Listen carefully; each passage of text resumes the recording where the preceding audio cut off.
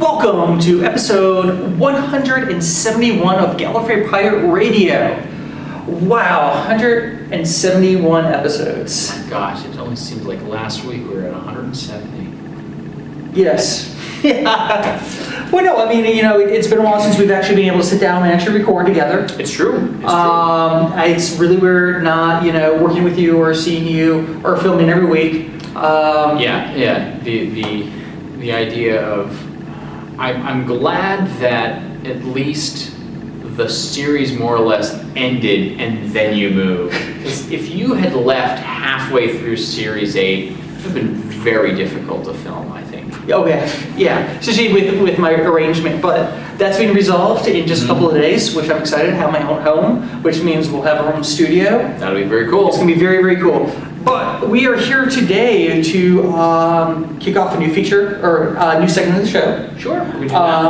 Where we're going to actually start, in order, talking about the Big Finish audios of the main range.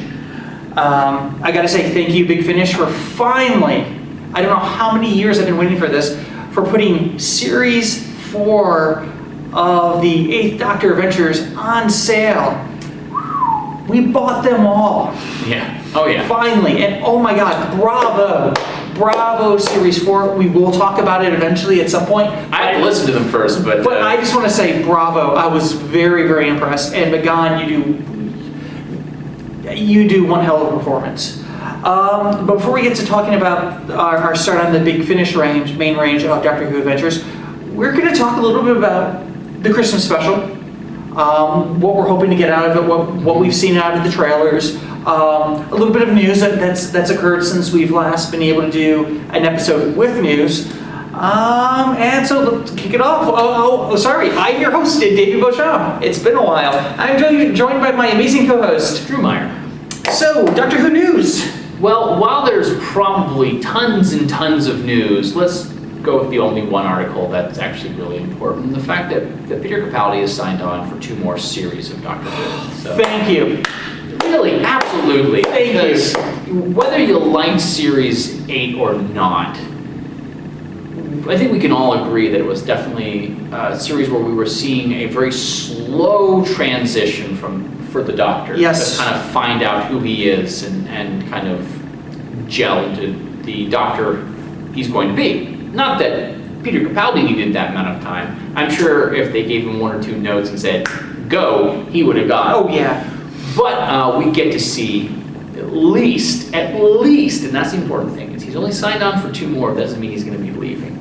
It would make sense, but who knows, that Peter Capaldi is going to be on there for at least 2 more years. That's really cool. That's exciting. It also means that Stephen Moffat is also going to be on for a Series 9 and Series 10. What we don't know yet, the big question mark, is Jenna Coleman. Oh, Jenna Coleman. With, of course, Series 8, it looked like we had left and we weren't going to get her back. She was gone for good. But of course, speaking of the Christmas preview, we know that she's going to be in the Christmas episode. Which, sadly, we knew that even before Series 8 ended, that she was going to be in there. Because we just knew. They made the announcements about who the cast was, stuff like that. Right. So we knew we were going to have her in there. But just like we knew that Adric was going to show up in the next episode after Earthshock, we don't know what exactly her role is. Yeah. So, is she supposed to be in there for the entire time? Well, we don't know that, but we know that she's going to be in there for a little bit.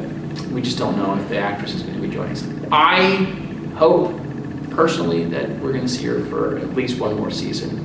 I would have no problems with Jenna Louise Coleman or Jenna Coleman becoming the longest running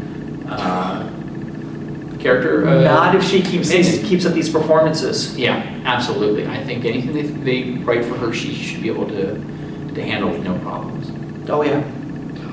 So, let's just... Based on that, Davey, the Christmas episode is, from the time of this recording, 2 weeks away. It's 2 weeks for Christmas. Actually, you know what? Before we even start talking about that, Christmas presents. Oh, Christmas presents! Now, it would have made more sense if I were handing you your Christmas present. And I handed you your Christmas present. Hand me that. Okay, wait, okay. And of course, So here's that. Here's this. Yeah. Also along with that is a batch of cookies and a very cool little piece Yes. of Davison pin, if I'd say so Davison myself. pin. I found 2 pins. 2 pins. It was Davison and McGunn. So I was good with that. So all right. Okay. Shh. You know what? You open it, because Okay. you know what this one's gonna Yes, be. yes. And trust me, like always, I had to go to Megan for yours. So, of course, Barnes & Noble has a 50% off sale. It did last year, did it this Yes. year. I wanted to make sure I got him something he didn't have. And I gotta say, really amazed that you didn't own Kinda, which is possibly, I think, one of the strongest of the Fifth Doctor stories. Yes, no, I just, it's just, when you find them on sale, when you pick them up. Sure. And I would have taken full advantage of that sale if I wasn't buying a house. Right, house, kind of Yes. important. All And right. I will be pinning my door fairly soon after getting that house. I'm excited to see Yeah. that. I'm excited to see Yeah. that. It reminded me, I may have been given a can of TARDIS blue paint already. Oh, wow. For that purpose, I just haven't done it. Or I don't think I am now in my office. It's got enough Doctor Who stuff as it is. Yeah. All right. So you went to my wife how to I find went out. to your wife. It's a smart idea. It's getting harder and harder. I have to get more and more creative and knowing what you buy and what you don't buy. Well, here's the thing. You've got a book, and you know you can never go wrong with the book. Yep. Very nice. The Doctor Yes. Who official annual Yes.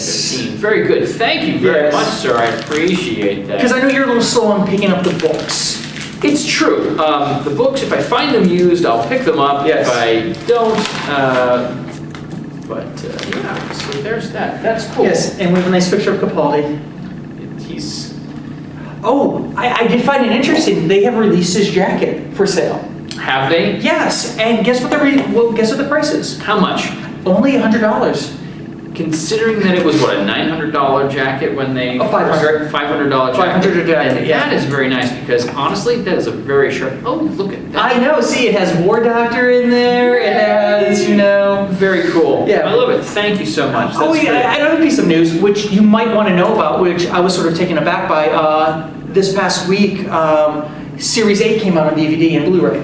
Yes, I got my copy in the mail yesterday. I was a little disappointed that he did not include the movie and the Christmas special.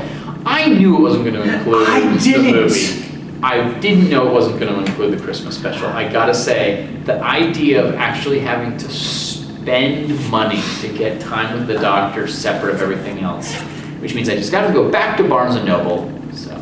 Yeah, no, I mean, that's the same thing. I'm going to have to do the same thing. Because over in England, they got a 50th anniversary box set that included that stuff. We have not gotten that. We're not going to get that here. So if we actually want the Christmas special, we actually have to go out and buy it separate because the reason why they did not release it with Series 8, they added that into the Matt Smith years Blu-ray box set. And you know what? I don't want to say that I'm okay with it, but I understand. Yeah, exactly. I understand why they did it.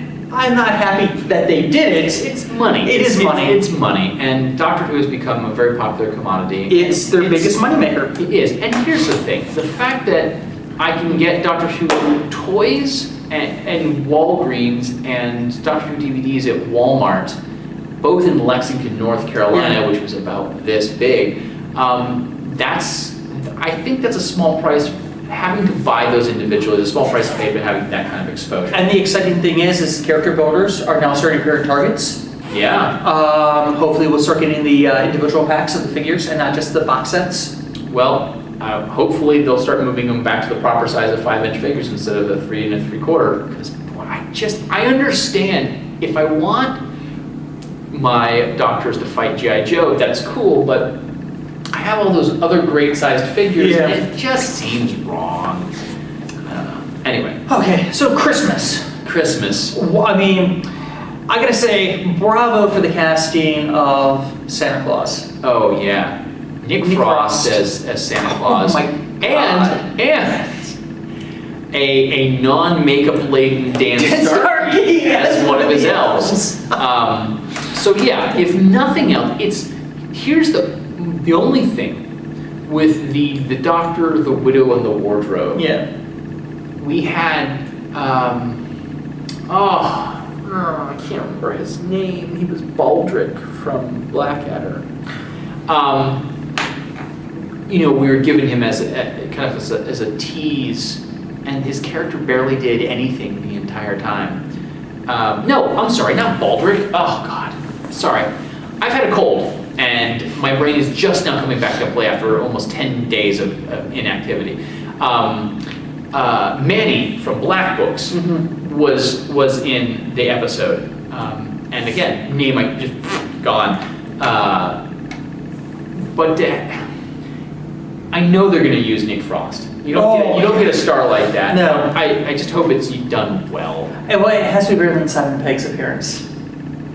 I like The Long Game. I hated that episode. It's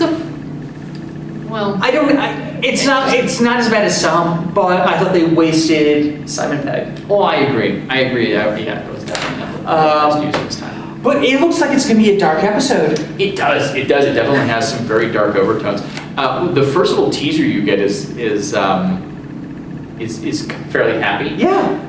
But they released this week the full length trailer, which I had seen watching the season finale. It popped on. That trailer came on at the end of the Death in Heaven when watching it live stream. So because of live stream, I got a chance to see that. Yeah. This doesn't look like it has a whole lot of new footage, except the following day they released a 1.5-minute long sequence of Santa, our introduction to Santa. Which I have not seen yet. I purposely stayed away from it. Don't watch it. Yeah. Don't watch it. I watched it and I regretted it. It's nothing spoilery in any way, shape, or form, but I feel like when that moment comes, I'm not going to get that same effect. Yeah, no, I wanted to see that in context. I let myself watch the Children in Need stuff, which I thought was a great little clip. What was that? That's where Clara meets Santa Claus and the doctor appears. Oh! On the rooftop. Yeah, I did see that. Boy, I've already seen like 4 minutes of this episode. That's weird. I've already seen a tenth of that entire And episode. normally, that's me who sees all this stuff. Yeah, I hate watching that stuff in advance. I don't know what's wrong with me. You've been sick. I have been sick. So, I mean, what are you hoping that we get out of this episode? Answers? What sort of answers? Well, I want to know one way or another whether Clara is going to stay or not. I think that's one of those things. I hope it doesn't leave us on a kind of will she, won't she. Yeah. I'm actually I know a lot of people are hoping that this Christmas special is an epilogue to the Death in Heaven. Yeah. Normally the Christmas special starts a story off. Yeah. Like the Snowman, hey, it's kind of, not the first Clara, but it's kind of moves forward with that. With this one, it really feels like it could be the epilogue to something. But I'll tell you, not only do I don't think, and I hope it isn't, that Santa is going to somehow bring about a happy ending. I know a Christmas special is supposed to be happy, even if it is as dark and gritty and horrifying and almost alien-esque as it's showing in the preview. But I hope it isn't like kind of wave a magic wand or hat or what is he wiggles his nose to go down chimneys. Right? Yeah, something like that. I'm hoping that he doesn't have to do that and Danny's back or anything along those lines. It would be interesting to find out if she was pregnant. If Clara's character is pregnant. Yeah. And again, I think that's something we talked about We did. in the last episode. So Moffat, I know, has come on record to talk a little bit about the death of Oliver's character, Osgood, in Death in Heaven. And also to talk a little bit about Orson Pink. They released an article. But like any other news article that Moffat wrote, You can't trust. You can't trust it. No, So you can't trust it. One thing I think I'm most excited about with this episode is we finally get to see a fully regenerated Capaldi Doctor. Yeah, it seems like he's had some growing pains for the first so many episodes of the series, and it wasn't until the graveyard sequence, the idiot speech, that we have the Doctor. The Doctor. So I'm really excited to see this Doctor. Mhm. Now, he's finally done cooking. He's finally who he's going to be. So I'm excited. And so how you were saying that, this is where they usually start off a story arc or something. Mhm. In a way, even if it's an epilogue, it is starting something new because we're getting the Doctor finally. Yeah, I think it's interesting if that's the case. And Yeah. I think it is. We got our first glimpse of him at the end of the last Christmas episode. Yeah. And we're getting our first full actuated Yeah. Doctor at the end of the Christmas episode. That's a really long time to do this process. I feel like, I certainly, it's good to know that we're going to get Capaldi for another 2 years. Yeah. I kind of would have liked to have known he was going to be in for the long game earlier Yeah. than now, because they were playing that really close to their chest to have done so. Yeah. That's a very long game to It kind is. of play. The only thing I want now is I want Turn 6 to come back and write a unit episode with the Capaldi Doctor. God, thinking of Dick's writing it is one thing, but just thinking Capaldi with unit, after the events Yeah. of Death in Heaven. My vote is I still want to see. You want to see? Here's what I would want to see. Okay. I want to see Capaldi playing a punk rock version of a Christmas song on guitar at the end of this episode, just rocking. I want to see Capaldi play a musical instrument. I know the actor can do it. I want to see the Doctor. I want to see the Doctor rock an instrument. It is the Spoons. I can understand that. Yeah. Or a recorder. Or a recorder. Well, the more I think about it, I still want to see Susan. I still want to see Ian. Mm-hmm. I just want little things like that. And going back to some news, which I don't know why I didn't think about it, two of the little news segments, because I think it sort of ties in Death in Heaven, is that we're getting a series of novels based on Young Brigadier. Oh, that's right. I forgot about those. Yes, which takes place after Web of Fear, but before the Doctor. Right, he's not quite before the invasion, so Right. he's not the Brigadier yet. He's Colonel Lethbridge Stewart. And two, the Hartnell Christmas, Merry Christmas they released. The what now? BBC every year releases a thing with all their shows with little Christmas clips, kind of previews. Uh-huh. Well, they pulled the audio from the Feast of Stephen. Right. And the very beginning of their Merry Christmas thing to everybody this year was Hartnell saying Merry Christmas to the masses. Oh, but it's not the full clip. No. It's okay. Yeah, no. I thought you said they discovered a copy of the full clip or animated it. No. Okay. It's just I think that was really cool. Okay. Which also brought up that I didn't know this happened is back in '83, if I have my dates right, we had another clip of before he actually took control of the TARDIS of Davison with his crowded crew wishing Merry Christmas to everybody. Oh, really? Yes, and it's just like he's just like, and like the companions have to push down his arms so they could be seen. Yes, and just other little tidbits of Christmas there. That's cool. Hey, if we're jumping on news tangents, that should have been written down. Yeah. The Underwater Menace is going to be Yes! released in 2015. Animated, no less. So we're going to get both episodes, and then we're going to get some animated film. Which makes me hopeful that we might get Crusade like that too, because it's only missing 2. Because honestly, we used to report a bit on the Omni rumor and stuff. It is dead. It is so dead. It isn't funny. But I still think that we might get something. If we're going to get anything, it's going to be at Easter time when BBC, or it might be Easter time when BBC starts their online service for digital content. Right. Yeah, I think, and you're absolutely right. I listened to The Crusade recently. Yeah. It's a really good story. As far as historicals go, it might not be a fantastic one to watch, but it was a really good one to listen to. Yeah. And it's just a shame that even if we have 2 episodes of it, there's no reason for them not to have animated it. I mean, if they're going to animate Reign of Terror, then we should be able to get The Crusade. Oh, I agree. So, yeah, and it looks like we're gonna have a very creepy episode of the Christmas special with these. I guess it's some sort of With those xenomorph. tiny little elves. Yes, Oh, some no, sort of they- xenomorphic alien. Yeah, you know, it gets to a bit where a slimy black creature can't open his mouth without dripping acid, and you can't immediately think xenomorph. But you're right. It does. It Even some of the definitely- sounds. Yeah, little hissing sounds. Which honestly, I did not realize. Totally tangent off. We haven't done this in a while, and a private episode proper. I did not realize William Hurt was an alien. What? Not William Hurt, John Hurt, the doctor. Yeah. I did not realize he was an alien. Really? Really. Wow. Okay. It's been a long time since I've seen Alien. It's been a while too. In fact,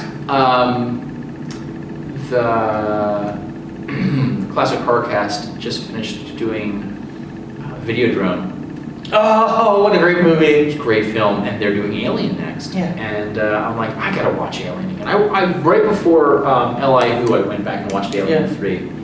The director's got the full long version of it. But no, Alien is certainly worth going back. Yeah, no, it just because honestly, I was just looking at autographs and for a certain John Hurt, because I know he is going to be a tough one for me to get, because I almost have a complete set of autographs now of doctors, partway thanks to you. And I was just like, Alien? Just like, really? No clue. So that was a nice little discovery on my part. Yeah. Because I mean, I haven't seen that one as many times as I've seen Aliens. Wait. This will blow your mind even more. He's also in Spaceballs. Yes, in the diner scene. Right, because it's the Yeah, same part as yeah. the chest burster. Yeah. Right. Not going to blow anyone's mind. Yeah. But Yeah. No. So let's move on to Sirens of Time. yeah. Basically, to shorten this Yeah. bit, we're both very much looking forward to seeing Christmas. I'm going to be watching it at Geeksboro with the group. I'm pretty sure. I don't even know where I'm going to be. I know. I was thinking the exact same I- thing. Well, bring Maya. Come out there. We'll, I might. I honestly, I You don't. have to watch it with commercials, and that's the only downside. But you get to watch it on Christmas Eve with a bunch of fans. Day. So,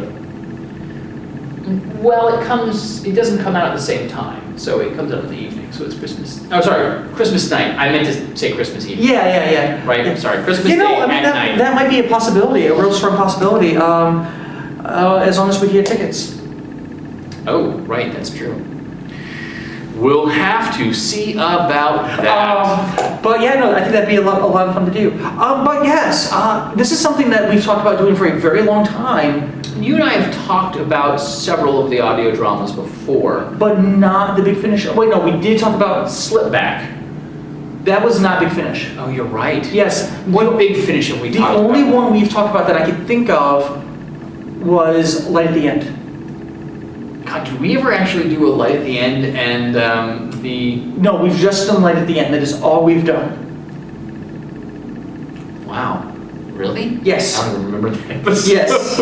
Yes, it was a long time. It was shortly after it came out we did it. Oh, gotcha. Okay. So it was almost over a year. So Drew and I have been talking about actually going back and reviewing the Big Finish audios. I think it's safe to say that we are not going to do one per week No. through the entire range. We know that there's over 180 in the main range. That there's also... Well, no, and they're still coming out. The main And they're range still coming has out. not ended. Well, I'm saying there's Yeah. currently 180 or more in the main range. There's, Paul McGunn's got his offshoots. There's tons of stuff. What we're probably going to do is Highlight the big ones. The big ones. Well, yeah. Because I know that there's some that I've listened to that are like, I don't really need to listen to that a second time. And here's the thing, it's like when we talk about the McGonn stuff, we can talk about it by series. Yeah, absolutely, absolutely. Once he leaves the main range. And the other thing is, folks, if you are planning on listening to these and you haven't yet, we're going to be trying to be as little spoilery as we can, but we're not that. It's not like the episodes that have just come out where we are going to talk about every single detail. With these, we'll try, but sometimes if you want 10 years? Oh, it's not like... honestly, I think this is 10 years old. Yeah. Yeah, I mean, it's been around for a decade. I mean, Yeah. Well, here's the thing. My guess is if you're a fan of the show and you're watching the show, chances are you're probably a fan of watching Doctor Who, and you might not be part of the audio range or the book range. There's a lot, and that's the thing. Well, 2 years ago is when we first really discovered the audio range. Absolutely. And I mean, that was when it was still like 8 years old. I mean, so people are discovering the audio range all the time. I know I did something for Aaron at the Huffington Post about, what are some good ones for people to start with? What are some ones they should avoid until they've, got their feet wet in the audios? So, I mean, it's something that's been there a long time, but especially here in America, I don't think a lot of people know about them. Yeah, I agree, and certainly the exposure via BBC has increased recently with BBC mentioning it. But Well, I mean, BBC Radio 4 airs the Big Finish audios. I think that's so cool. Yeah. I haven't listened to radio in so long. Anyway, let's Yes. talk about Sirens of Time. It was their very first audio Right. for Doctor Who. Yeah, written by Nick Briggs, which, duh. Yeah. And this is an episode for 5, 6, and 7. Yes, because I guess they wanted to start it off big. Well, it would make sense. I mean, if you were going to just do one Doctor, and you know that Tom Baker wasn't going to do it with you, and this is, of course, before the relaunch of the show, Yeah. why not? And if you really want to, hook people's attentions, I mean, You go big or you go home. Yeah, you go big, you go home. You create your own version, in a sense, of the three Doctors, and you get Sirens of Time. Yeah, and I guess with this, Davison at the point in time was the only Doctor who was really, no, I take that back, because Colin Baker got a chance to work with Troughton. I was going to say, McCoy hadn't really got a chance to work with any other Doctors at this point in time, and I'm not including that.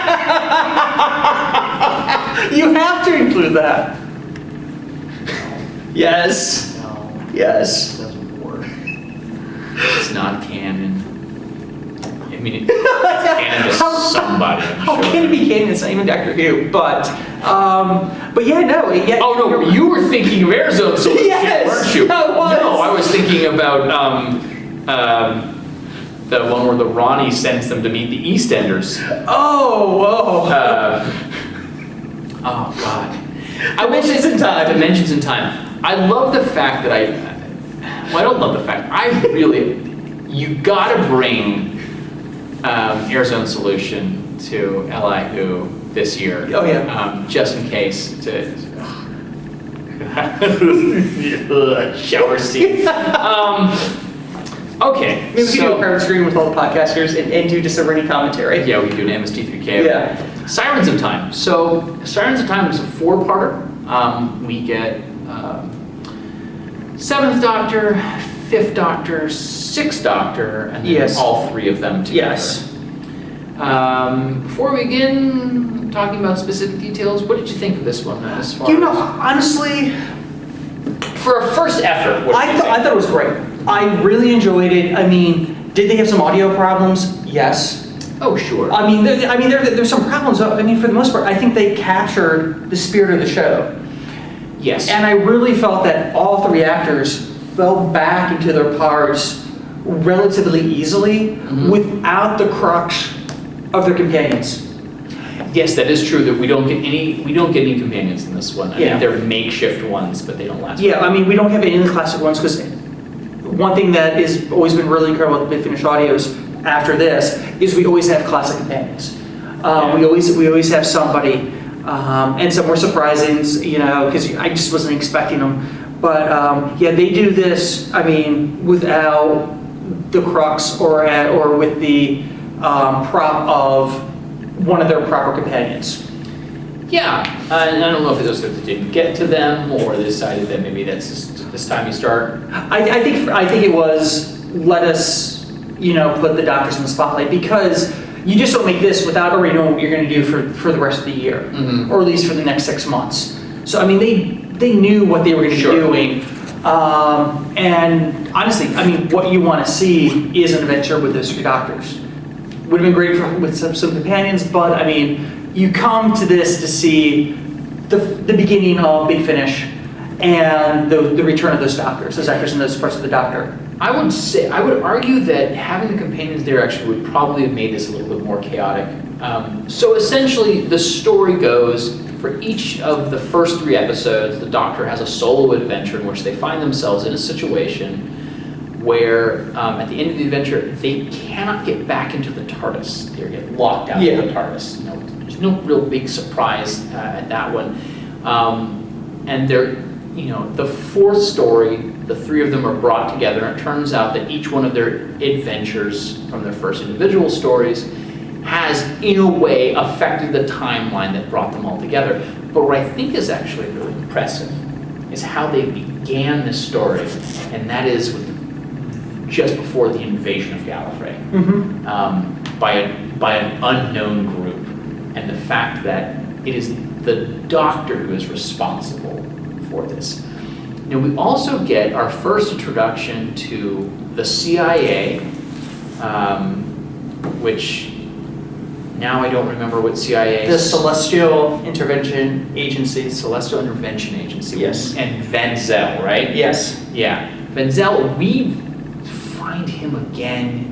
The next time we see him is sometime within the first 10 stories, because I know I just finished listening to one with him, and I was like, wait a second, I gotta go back and listen to Sirens of Time again and see if there's anything I'm supposed to get out of that. Which I gotta say, again, bravo, Big Finish, the way you do weave these together. Sometimes you don't think that stories are gonna connect, because you're jumping from Doctor to Doctor, companion to companion for a while. But in the back of your guys' minds, there's something that's connecting everything. I think you're right too when they say they more or less had that first year's worth of storylines. I think the first 12 to go along with, and I think having the companions probably would have kind of muddled it a bit. It would take longer to get the story done. Yeah. Gosh, without giving anything away. Did you enjoy it? Yeah, I enjoyed it. I gotta say, it's not even sound quality. I think I found the secondary characters, the non-Doctor characters, to be a little bit more interesting than the Doctors in this story.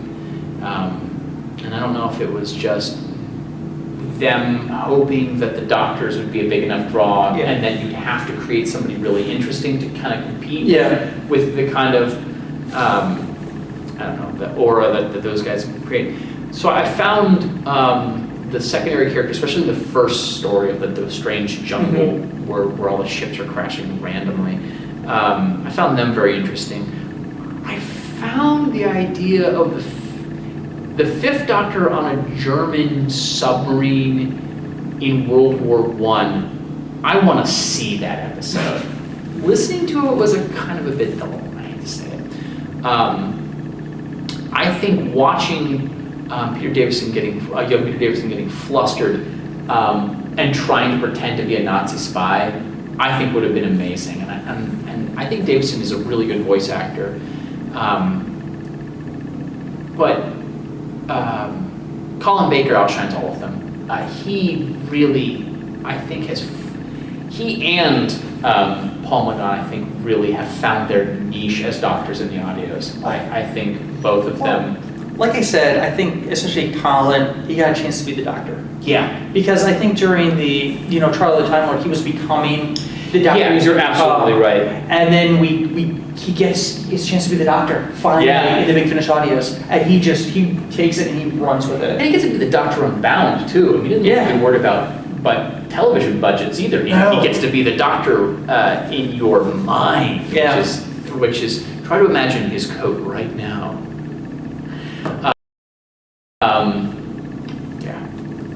He did a great job. And then when all 3 of them get together, it's very funny. I think they really play the yucks up a little. I don't want to say too much, actually. I think it was an appropriate I think it was well balanced, and I thought they had great chemistry together. Because sometimes you worry that when you bring these personalities together, because the Doctor is a personality, and the actors that get to play the Doctor has to be able to fill that role of the personality. And they had great chemistry together. You had mentioned earlier this is their chance to basically make the 3 Doctors. Yeah. And I think they did make the 3 Doctors, with the exception of they didn't make the 3 Doctors where one of the Doctors is up just on the television screen. They got a chance, but there's definitely some headbutting, just slightly. But it all seemed in person. in their own personalities. Oh, absolutely. That's what I thought. They are definitely the Yeah. characters, and they are fully realized doctors Yeah. in their own right. Absolutely. And I think two things we should mention is that, you know, two people we had actually in this story. We have Mark Gatiss playing a couple of roles. Yeah, he definitely threw his hat into the ring Yeah. with quite a few of the characters' roles. Yeah. And then the interesting one, because I didn't realize she had been a part of Big Finish and the Doctor Who range from the very beginning, Mhm. actress-wise, not character-wise, but Maggie Stables, Right. who just passed away not a too long month ago. ago. Yeah. Yeah, and of course she plays Evelyn Smythe. Oh, what a great character. But you know, I guess if you have your actors in place for the first year's worth, she does show up in the Yeah, but I mean, fifth or sixth. even if you have her written, it Mhm. doesn't mean you have those roles cast. No, you're absolutely right. You're absolutely right. Yeah, and she, boy, her character is it's just so weird. That relationship, the Seventh Doctor story, is just odd. It's just odd. Yeah. Okay. So would I recommend it? Absolutely. Mhm. If you are looking to get into Big Finish audio, and if you're a completionist, I recommend this one. Definitely start with this one. If nothing else, as you move through the Big Finish catalog, and I've tasted the fruit from later episodes, Yeah. but I'm now trying to do what I did with Doctor Who in the show, is I'm trying to start from the beginning and listening to everything. And I will say this, there's a couple episodes that I don't particularly want to review on our show. I mean, I'll be honest. I was, and I mean, it pains me to say this. I mean, honestly, I'll say episode 2, Phantasmagoria, Yeah. was by far so far. I hate to say it. I mean, it had Davison in there. Was one of the worst audios they've done. I haven't liked many of the Davison ones. Well, I'll say this. I haven't liked the Davison ones with Turlo. Yeah. I did like the one with Perry. That was interesting. Yeah, that's something we'll have to talk about Yeah. too. Yeah, I like the idea that Davison and the Fifth Doctor and Perry Yeah. went on more than one adventure together. Didn't love it, but I think it was certainly interesting. So, to see that on a scale of 1 to 5, where would you rate Sirens of Time? Oh, well, I'd say a pretty solid like 3-5. Mainly because I think they're still finding their feet. Oh, yeah. And so I have to give them credit for that. Quality-wise, it's not as good as the later productions, and it's never going to be. Especially since there are very few audio dramas that have even come out prior to the Big Finish, which I know they had their hands with. They're not newbies here. It's very professional. Story-wise, I feel it's a fairly weak story in that it doesn't excite me that much, and that the kind of climax of the story, the Doctors really don't do much. It reminds me a little bit of Series 8, where it's a lot of the situations they get themselves in, and the fact that the Doctor plays a fairly passive role in the outcome of it. But concept-wise, it's very good. This is one of those things where, and no fault to Nick Briggs to doing it. I can't imagine how hard it is to write an audio script. Were they to write this story now, after having been exposed to the television show and how it uses timey-wimey, especially Stephen Moffat, I think this story, if they ever wanted to re-record this, they could tweak the script just a little bit and make it definitely a better polished piece. Yeah. For me, it's a 4. Yeah. Just because I was excited, and of course, a lot of times I'm more excited about things than Drew is in certain I aspects. think I'm a harsher critic. You definitely are. But when I don't like something, I really don't like something. For me, this was like, it's really cool to see where they began. Mm-hmm. I almost said like Magan. You gotta see the beginning. It's kind of like, I'll show people the 11th hour, but then I want to show them, I don't know, their child. Right. I listened to all this other stuff, especially the Magan stuff, and I'll always like to see where they started from. Sure. And I gotta say, they started on some really stable ground. They really built a really good foundation with that first story. And like you were saying earlier, go big or go home. And they tried to go as big as possible.